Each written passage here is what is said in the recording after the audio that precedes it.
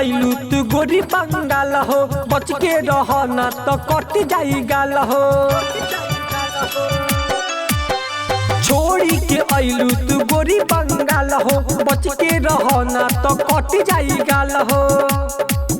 तू देखे लू खाली ओइचा के, तू देखे लू खाली ओइचा के।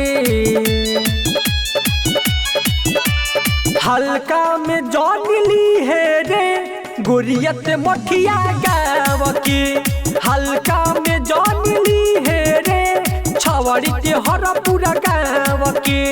हल्का में जान ली है रे गोरियत में घोड़ा गाँव के। शमशाद फिल्म्स पर जाए।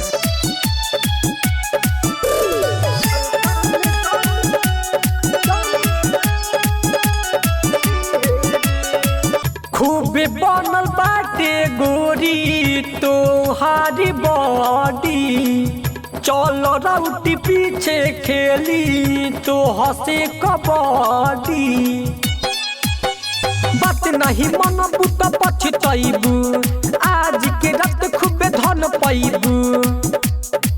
ठुकराव ना तू हमारा बात के, ठुकराव ना तू हमारा बात के। हल्का में जान ली है रे गोरियत मठिया गाँव के। हल्का में जान ली है रे छवड़ी के हर पूरा गाँव के। हल्का में जान ली है रे गोरियत में घोड़ा गाँव के।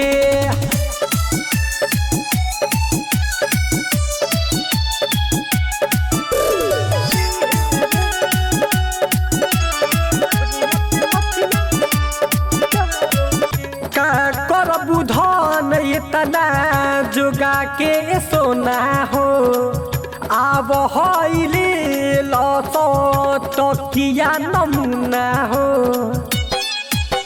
मतलब मुन्ना न मनी है हो, दुनु झुनु झुना लेके खेली है हो। गौतम गजब न मनी है बात के, गौतम गजब न मनी है बात के। हल्का में जान ली है रे गोरियत मठिया गाँव के। हल्का में जान ली है रे छवड़ी के हर पूरा गाँव के।